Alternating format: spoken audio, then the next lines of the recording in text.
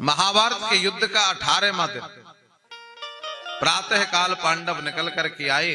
वो युद्ध के लिए नहीं आया, लेकिन भगवान ने कहा कि अर्जुन, जब तक दुर्योधन जीवित है ना, तब तक अपने आप को विजयी मत समझो। वो अकेला दुर्योधन सब पर भारी है। मालूम कैसे पड़े दुर्योधन कहां है?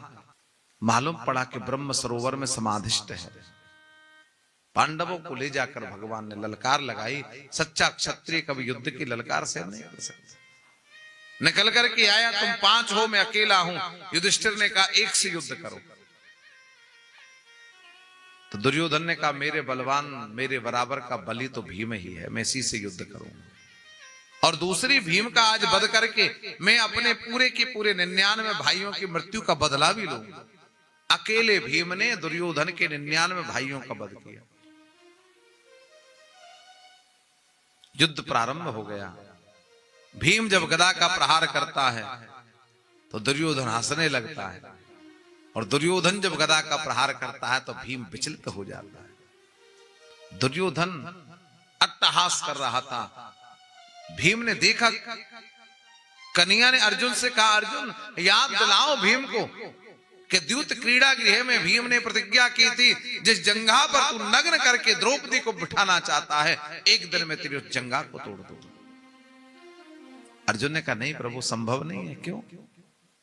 क्योंकि गदा युद्ध का नियम है, कटी प्रदेश से नीचे प्रहार नहीं किया जाता। भगवान ने कहा, तो आज भीम जीवित नहीं बचेगा। भीम ने गोविंद की ओर देखा। गोविंद कहते, मेरा एक ही धर्म है, एक ही कर्म है, एक ही नियम है। ये न केन प्रकारेण, जो मेरी शरण में आता है मैं उसकी रक्षा करता हूं। ये भीम मेरी ओर देख रहा है। भगवान ने कहा, भीम याद कर, दूत क्रीड़ा गृह में जो तूने प्रतिज्ञा की थी कि तू दुर्योधन की जंघा को तोड़ देगा। क्रोध आ गया। भीम ने एक गदा का प्रहार दुर्योधन की जंघा पर किया। दुर्योधन की जंघा टूट गई, मूर्छित होकर के गिर पड़ा। क्यों? क्योंकि दुर्योधन का पूरा की पूरा शरीर वज्र का हो गया। जंघा ही दुर्योधन की मात्र चर्म की थी। क्यों? महाभारत के युद्ध का 17वां दिन था।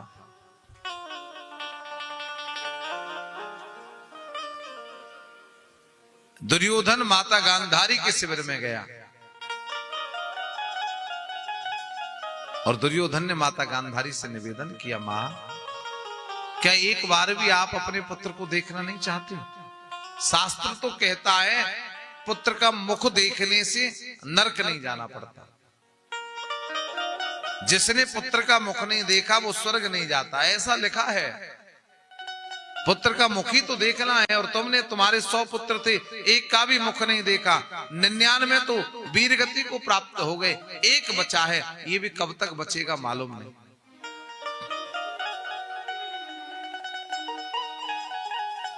मां ने कहा, ठीक है, मैं भी इतिहास में जाकर के अपने आप को कलंकित करना नहीं चाहती कि संसार ये कहे कि मां ने एक पुत्र को आशीर्वाद नहीं दिया। पुत्र, कल ब्रह्म मुहूर्त में प्रातः काल की बेला में तू निर्वस्त्र होके आना, नग्न होके आना, तब मैं तुझे देखूं।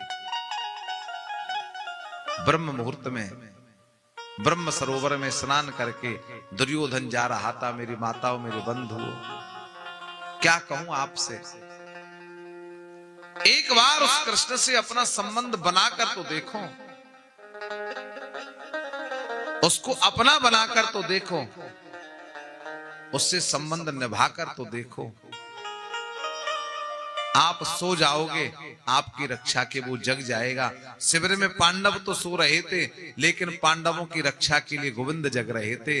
दुर्योधन के सामने आ गए। दुर्योधन को निर्वस्त्र देखा, नग्न देखा। कन्हैया कहने लगे, राम राम राम, ये क्या हुआ? दुर्योधन, कोई तुम्हारे कपड़े लूट ले गया? कहीं ऐसा तो नहीं हुआ दुर्योधन युद्ध करते करते खजाना ही खाली हो गया हो, कुछ बचा ही नहीं वस्त्र लाने के लिए? कहीं ऐसा तो नहीं एक बार गंधर्वों ने तुमको पहले भी बंदी बनाया था, किसी ने तुम्हें बंदी बना लिया हो और वस्त्र उतार करके अपमानित करके छोड़ दिया हो। दुर्योधन ने कहा ऐसा कुछ नहीं हुआ कन्हैया। तो बोले क्या हुआ है? दुर्योधन ने विचार किया, अगर मैंने कृष्ण को सत्य नहीं बताया ना तो ये सब प्रचार कर देगा मेरा, है? और दुनिया क्या कहेगी कि दुर्योधन राजा होकर भी निर्वस्त्र घूमता है, नग्न घूमता है। तो बोले ना तो किसी ने मुझे पकड़ा है, न बंदी बनाया है, न मेरा खजाना खाली हुआ है। श्याम सुंदर, मेरी मां ने मुझे बुलाया है। मेरी मां गांधारी ने कहा है कि पुत्र तू स्नान करके ब्रह्म मुहूर्त की बेला में निर्वस्त्र होके आना। अच्छा अच्छा, ये बात है, ठीक। मां ने जो बताया वो ठीक है। दुर्योधन, हम भी कुछ बता दें तुमको, तुम्हारी मां गांधारी से बड़ी सती संसार में दूसरे कोई है नहीं। इतनी बड़ी सती है गांधारी कि जिसे मालूम पड़ा कि मेरे होने वाले पति जन्म से अंधे हैं, विवाह से पहले गांधारी ने वे भी नेत्रों पर पट्टी बांध ली। जब मेरे पति संसार नहीं देख सकते तो मैं क्यों देखूं? तुमको पता है दुर्योधन, जिसने कभी अपने पति को निर्वस्त्र नहीं देखा, जिसने बाल्यावस्था में अपनी संतान को निर्वस्त्र नहीं देखा, यद्यपि मां के सामने पुत्र नग्न ही जन्म लेता है।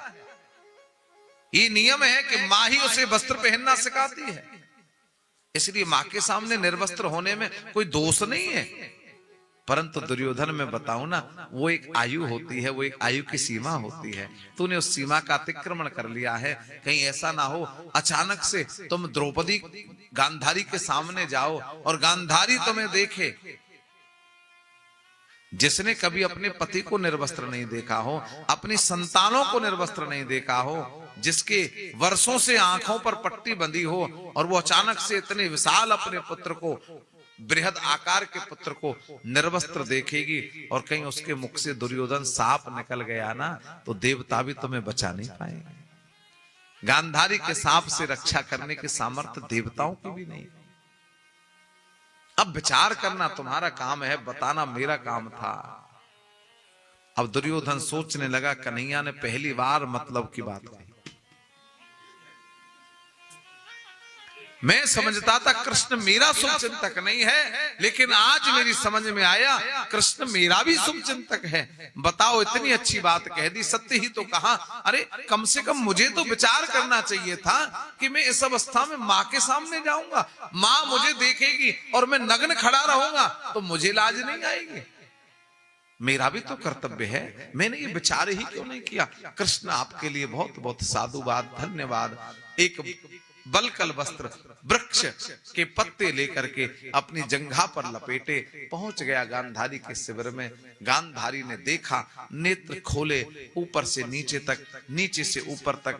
गांधारी ने कहा, पुत्र मैंने रात को तुझे भेजा था और ये कहा था कि तुझे निर्वस्त्र होकर आना है, मेरे बाद उससे कौन मिला था ये बता। बोले मां कोई नहीं मिला। बोले कोई तो मिला तुझे। बोले मां जब मैं आ रहा था तो मुझे कृष्ण मिल गए और उन्होंने मुझसे कहा कि तू इस अवस्था में मां के सामने निर्वस्त्र जाएगा। गांधारी कहती है, दुर्योधन युद्ध तो तू उसी समय हार गया जब तूने कृष्ण को अर्जुन को दे दिया था रे। वो अकेला कृष्ण हजारों सेनाओं पर भारी है, तुझे पता भी है उसने क्या कर दिया। मैंने नेत्र इसलिए खोले कि मैं अपने पुत्र को वज्र का बना दूं। फिर दुर्योधन भीम की तो क्या, इंद्र की गदा भी तेरा कुछ न बिगाड़ सके, लेकिन तूने अपनी जंघा पर ये पत्ते लपेट करके उसको ढक दिया, मेरी दृष्टि वहां तक पहुंच न सकी, तेरी जंघा ही कच्ची रह गई, तेरा पूरा शरीर तो वज्र का हो गया। लाभ क्या हुआ? क्योंकि दुर्योधन भीम ने तो जंघा तोड़ने की प्रतीक्षा कर रखी है, उसकी प्रतिज्ञा को तो वो पूर्ण करेगा, और जिस दिन उसे प्रतिज्ञा याद आ जाएगी उसी दिन तेरी मृत्यु हो जाएगी।